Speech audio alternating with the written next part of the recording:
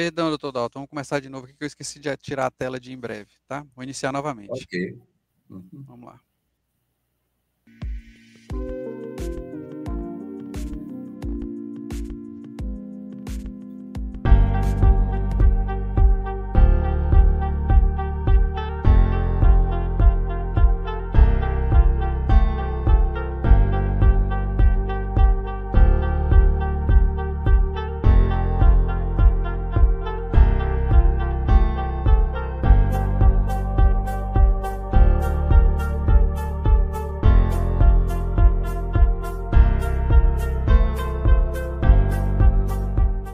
Boa tarde, estamos novamente aqui agora para discutir um pouco, ah, algumas coisas sobre a circulação sistêmica, né, nessa parte que se refere ao estudo da função cardiovascular. Olhando a circulação sistêmica e a pressão arterial, nós podemos considerar logo de início que sem pressão eu não faço o sangue circular, tá, nessa circulação sistêmica. E todo esse mecanismo ele é regulado. Hoje nós vamos ter um estudo de uma série de questões que serão colocadas para vocês, né, procurando entender o quê? Como é que esse mecanismo regula, né, essas funções, tá, das diversas maneiras que são necessárias. Porque não pode ser um mecanismo único, o sistema é bastante complexo e necessitando então de uma série de mecanismos, tá, para serem ativados e colocar então o nosso organismo funcionando de maneira adequada. No nosso primeiro questionamento, considerar um paciente com insuficiência cardíaca direita, tá? A pressão venosa central dele no ato direito vai estar aumentada, o ato vai estar dilatado, tá? E esse paciente foi tratado com vasodilatadores. Se ele tratou com vasodilatadores, o que acontece nessa hora é que nós temos duas coisas acontecendo. Primeiro, a resistência aórtica, a ejeção diminui, o coração ejeta com mais facilidade, tá? Isso vai fazer com que, do lado direito, o coração, né, não se encha tanto, tá? E devido ao fato de que nós temos uma vasodilatação, o sistema venoso se acomoda. E, além do mais, o sangue que é ejetado do ventrículo direito para o ventrículo esquerdo não está encontrando mais nenhuma barreira, tá? Então, quando ele tem essa insuficiência cardíaca, que ia acometendo principalmente o lado direito, quando eu aumento essa pressão venosa, ela distende uma série de receptores que ficam situados eh, nos vasos venosos que chegam ao átrio, tá? Principalmente cava, tá? Então, nessas regiões, eu tenho uma série de receptores que, quando a pressão aumenta, eles descarregam. E a resposta é uma ativação simpática, seletivo praticamente, né, que faz com que a frequência cardíaca aumente, tá? O interessante é que esse registro desses receptores, tá, que estão lá, vamos dizer assim, no coração direito, no ato direito, vai até os centros reguladores via vago e volta via simpático. Então, como são vários reflexos que funcionam basicamente ao mesmo tempo, fazendo uma regulação bem refinada, né, se observa que o tratamento reduziu o retorno venoso e a frequência cardíaca, e essa redução de frequência é explicada por, na letra A, reflexo dos barorreceptores. Então, esse reflexo ele é iniciado não em barorreceptores que estão na aorta torácica, tá? E nas carótidas, certo? Então, não é esse o mecanismo. O segundo é um reflexo chamado de desoriares. Esse é um reflexo que estão em vários locais, mas principalmente nos vasos coronarianos. Quando nós estimulamos esse reflexo, ocorre, tá, uma redução de frequência cardíaca violenta, mas não está ligada a esse processo de frequência cardíaca como está aqui. É devido ao aumento do débito cardíaco. Não, não é. E tem um outro reflexo que é chamado reflexo de Bainbridge. Esse sim. Vários desses reflexos, desodiares, por exemplo, o reflexo de Bainbridge, são chamados de reflexos cardiopulmonares, porque os receptores estão nessa região cardiopulmonar. E esse reflexo de Bainbridge, ele regula especificamente a frequência cardíaca. Então, toda vez que a gente tem insuficiência cardíaca e que os átrios ficam com o volume aumentado, eu distendo esses receptores e eu tenho um ataque cardíaco reflexo.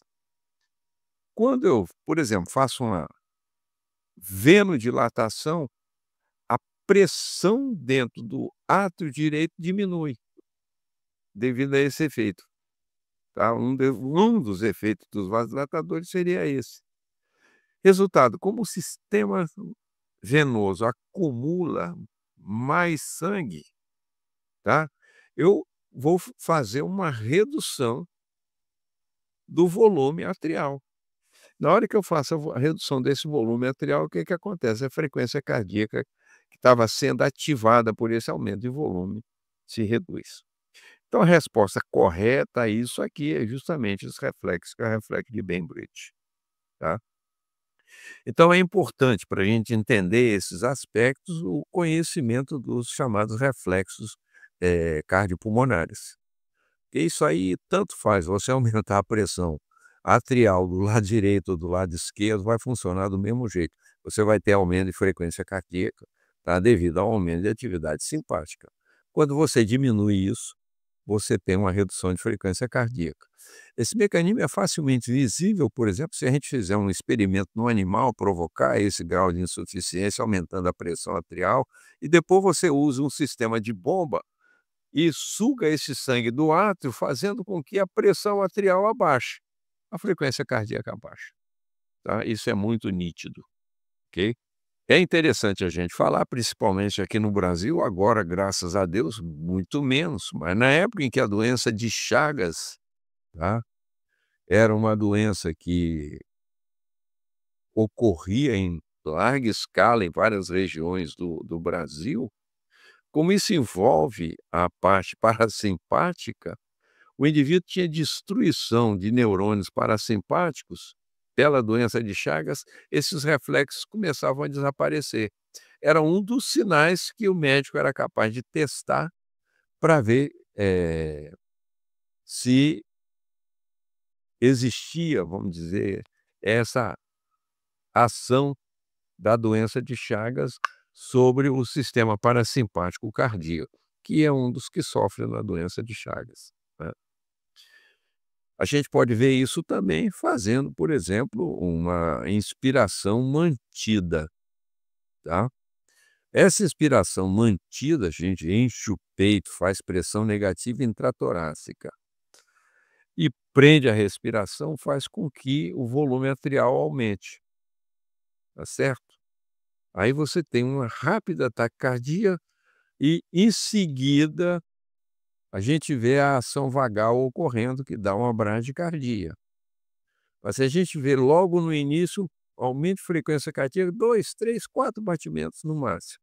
E em seguida, devido à ação vagal, estimulando a atividade respiratória e inspiratória, e nesse caso, você vê essa ação vagal dominando, e aí, em vez da ação simpática, a gente tem a ação vagal bradicardizante.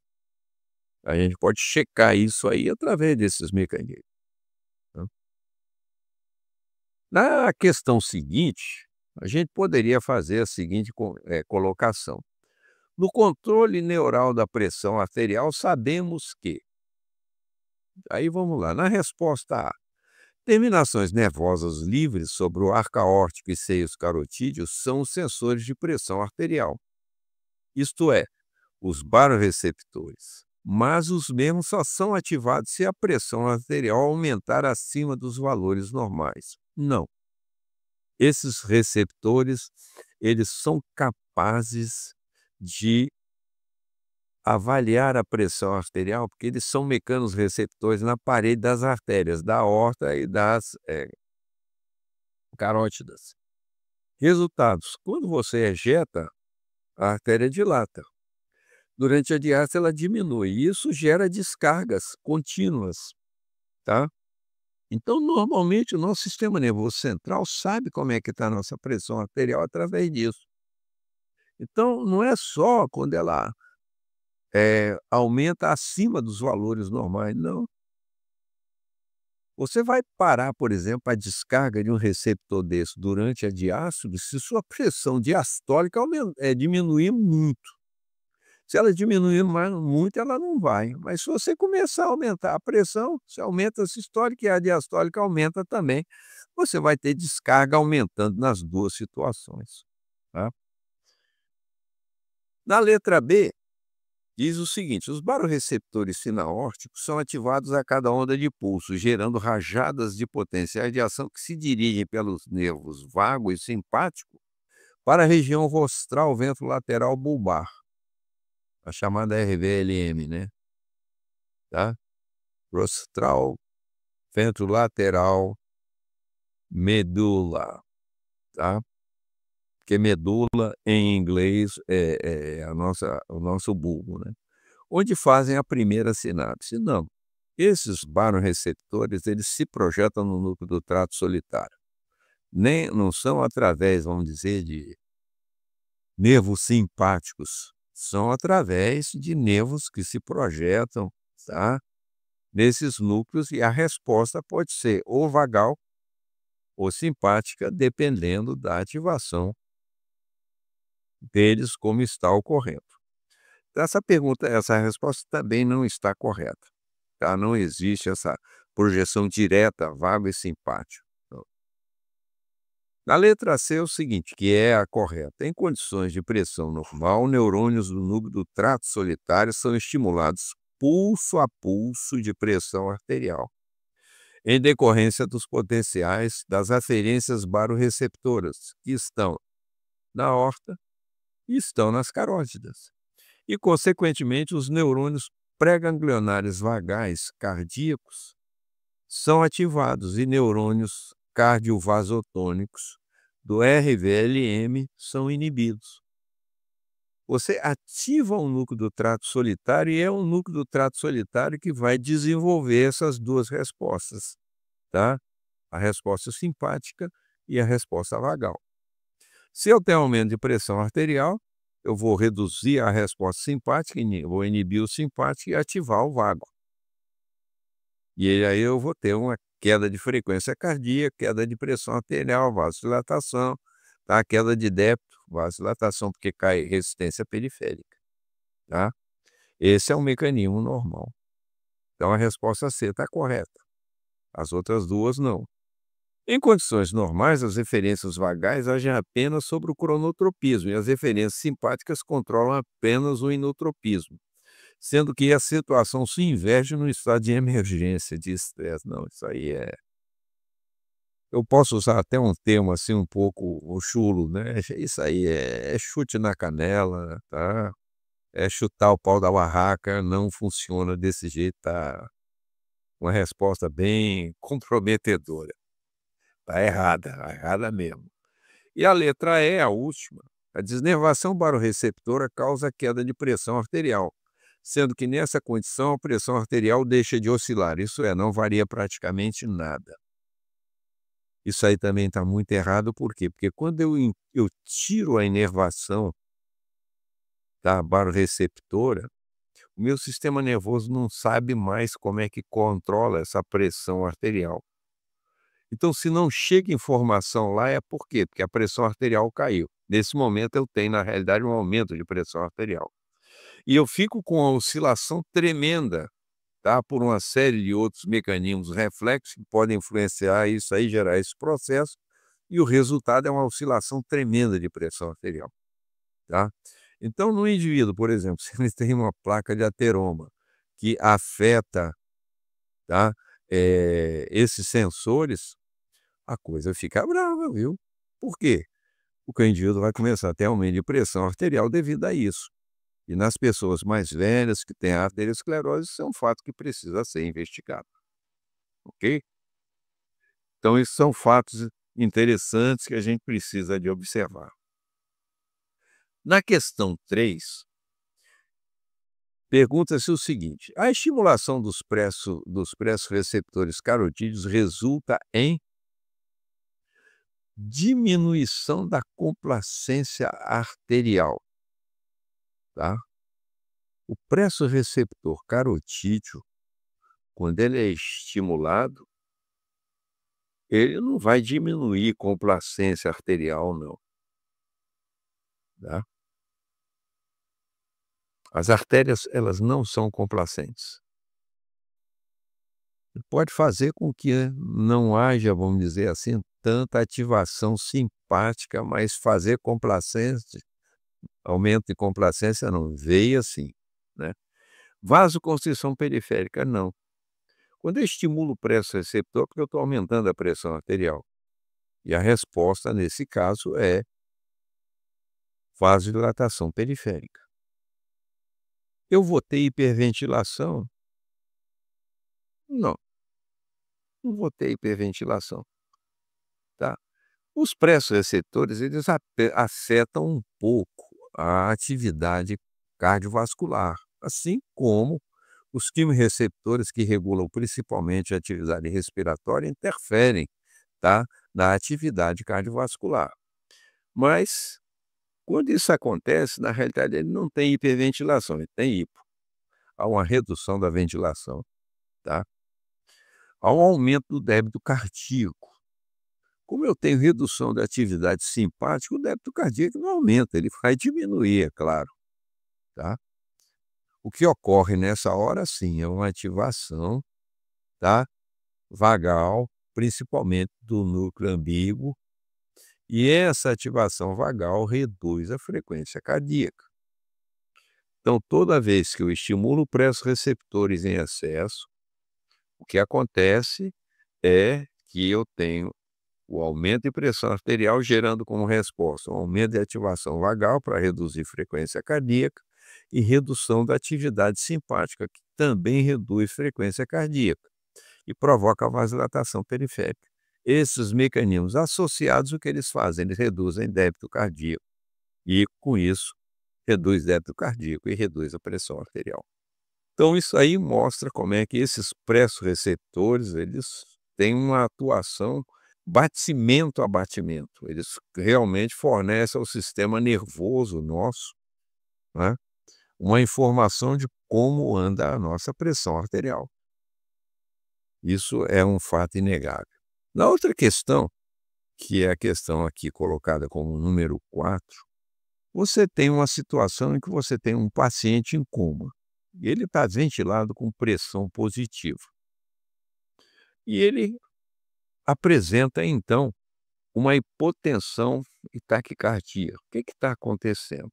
Então, a questão é o seguinte: a provável causa de hipotensão e de taquicardia em um paciente em coma ventilado com aparelho de pressão positiva, quando é aumentado o tempo inspiratório.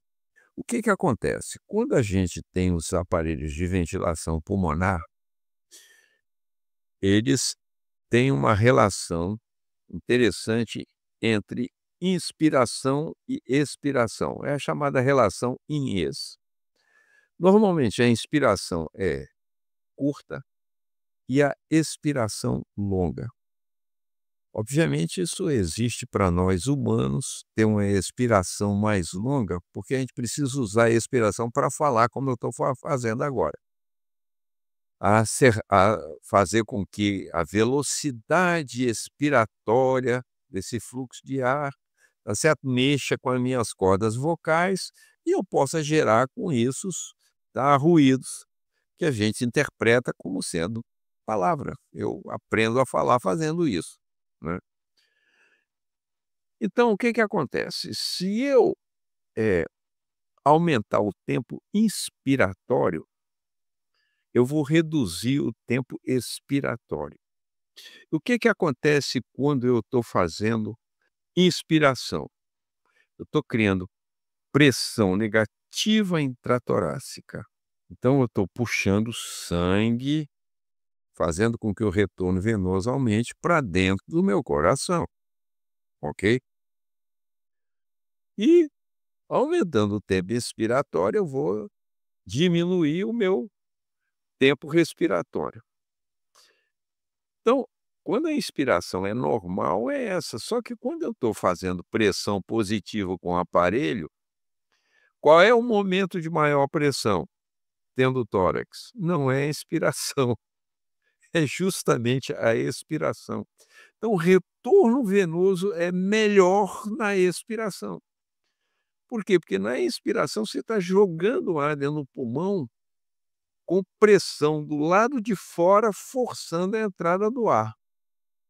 Diferente da nossa função normal. O que que a gente faz? A gente cria uma negatividade intratorácica, intrapulmonar, e aí a pressão atmosférica é maior do que a pressão intrapulmonar, o ar penetra e entra na nossa árvore respiratória. Quando eu estou com o paciente ventilado, não. Pressão positiva, a coisa é diferente. Estou jogando ar lá para dentro sob pressão. Resultado da história, nessa hora, se eu estou fazendo isso, eu diminuo a expiração, eu vou reduzir o retorno venoso. Se eu reduzir retorno venoso, eu vou reduzir meu débito cardíaco. Eu reduzo meu débito cardíaco, minha pressão arterial cai, tá? Então, quando a gente vai ver as respostas aqui, ó, eu observo o seguinte: efeito mecânico do respirador sobre receptores não, não é isso não, tá? É simplesmente um fato mecânico. B, diminuição do retorno venoso. Claro, por quê? Porque quanto mais tempo inspiratório eu tenho, menos tempo expiratório eu tenho. Resultado, meu retorno venoso diminui. Toxicidade do oxigênio, radicais superóxidos por aumento da quantidade de O2.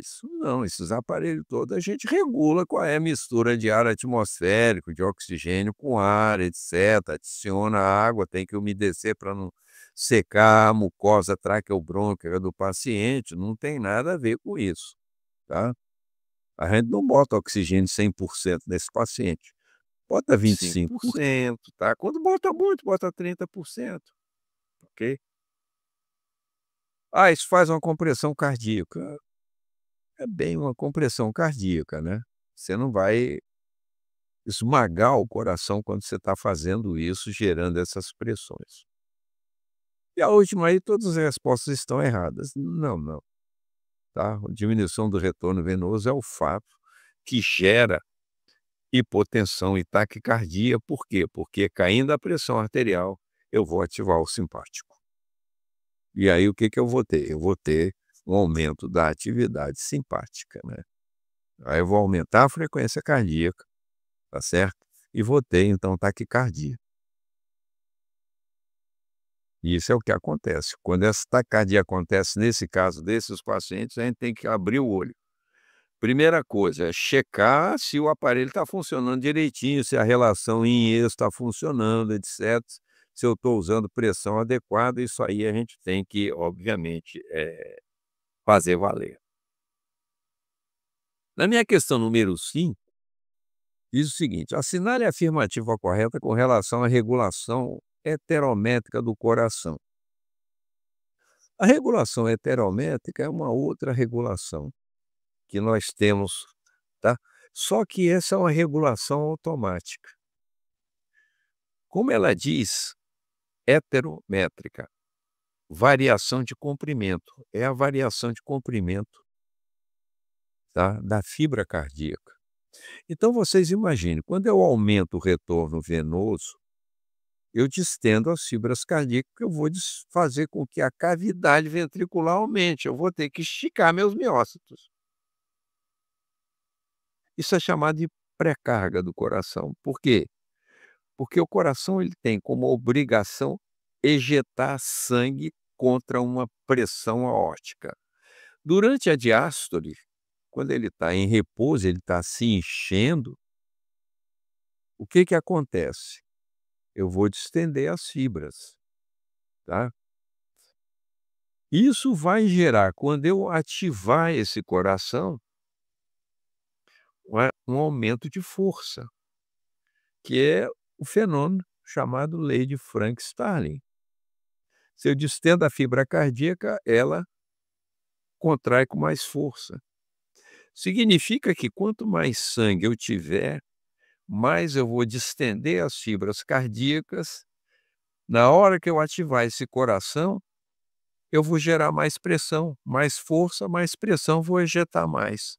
Então esse sistema é um sistema automático, tá? Ele já foi feito para funcionar assim. Pra vocês terem uma ideia, nós praticamente só tivemos sucesso, com doenças cardíacas, tirando o coração e botando o outro, quando o coração era de outro humano. Porque quando a gente tinha aquelas bombas mecânicas, o negócio não funcionava direito. Um dos problemas era esse mecanismo. Tem o outro que qualquer hora dessa a gente conversa sobre ele, que é o fenômeno de ANREP, tá, ok? Então, isso aí, né, nos permite analisar as respostas, tá? Letra A, ativação simpática aumenta o débito. Aumenta, mas é por outro mecanismo, não tem nada a ver, é um mecanismo neural ativando o receptor beta-1 adrenérgico. O aumento da frequência cardíaca aumenta o débito. Aumenta, mas não é regulação heterométrica, também é uma regulação neural. O aumento do retorno venoso aumenta o débito cardíaco em corações normais. Claro, é esse que faz o mecanismo. E a regulação é heterométrica. Por quê? Aumentando o retorno venoso, eu vou aumentar o volume ventricular, vou distender as fibras e com isso elas vão gerar mais força. Clássica lei de Frank-Starling. O aumento da resistência à ejeção reduz o débito. Isso é verdade, tá? Mas isso não está ligado a esse fato do retorno venoso fazendo variar o volume, cardíaco, tá? E consequente fazendo variar o débito. Isso é fundamental, tá? Aumento da resistência à ejeção é outra história. E todas as respostas estão erradas, não, porque tem uma resposta certa aí nesse meio, tá? Então, esse mecanismo é interessante por causa disso, ele é um mecanismo automático. O que chega no coração, sai do coração. Por que que esse mecanismo automático é importante? Porque a nossa circulação sistêmica e pulmonar são circulações fechadas. Se eu começar a ter um coração que não joga para frente o sangue que lhe chega, ele vai começar a atrapalhar o que vem atrás. É isso que a insuficiência cardíaca faz. O coração começa a dilatar, começa a ter problema, pronto.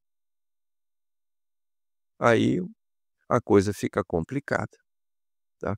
Então isso já foi feito, esse mecanismo, essa regulação heterométrica já foi feita para fazer isso. O que chega, sai. O outro mecanismo de regulação, que é o ANREP, é o seguinte: quando o coração vai ejetar, ele tem que ejetar contra uma resistência, que é chamada de pós-carga, que é a pressão diastólica arterial. A pressão diastólica dentro da aorta. Ou dentro da pulmonar, né, se eu considerar a circulação, pulmonar. Mas no caso da circulação sistêmica, que é o que nós falamos hoje, seria dentro da aorta.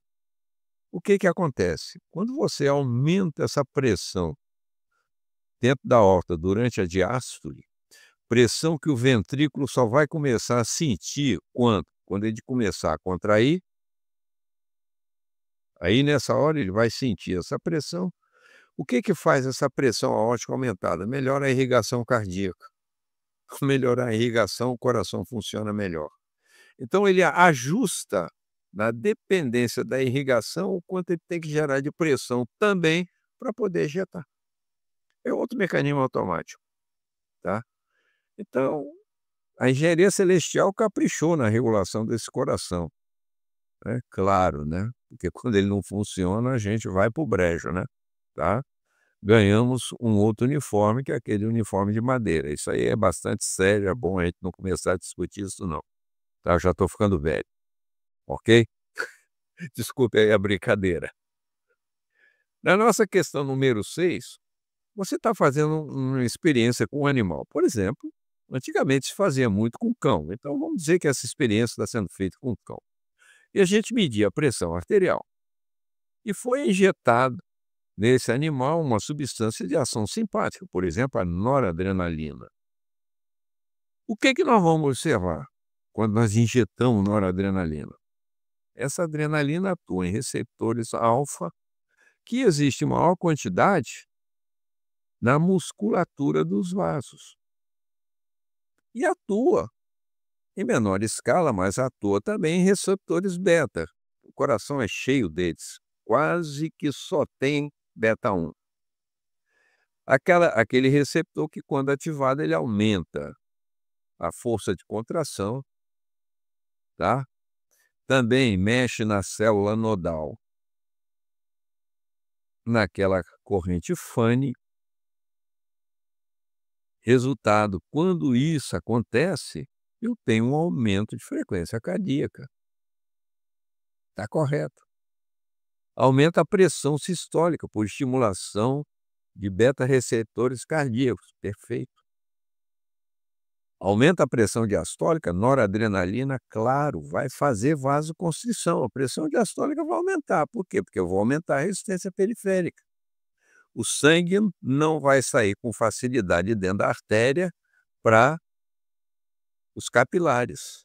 Tá? Então eu vou ter a pressão diastólica aumentada. Como eu aumento a sistólica também, tudo bem, isso aí acaba funcionando bonitinho. Contraiu a musculatura lisa vascular atuando sobre receptores alfa-1 adrenérgicos. Perfeito. É isso que a gente tinha comentado antes. Então, todos esses efeitos acima, o aumento da frequência cardíaca, da pressão sistólica, da pressão diastólica, tá certo? E contração da musculatura lisa vascular ocorre devido à ação simpática feita por essa noradrenalina, e a gente observa isso tudo no animal. Ok? Então, esses são os comentários que a gente teria hoje para esse grupo de questões, já começando a falar de mecanismos que regulam a circulação sistêmica, a função cardíaca, tudo isso aí. Uma boa tarde a todos, nos vemos brevemente.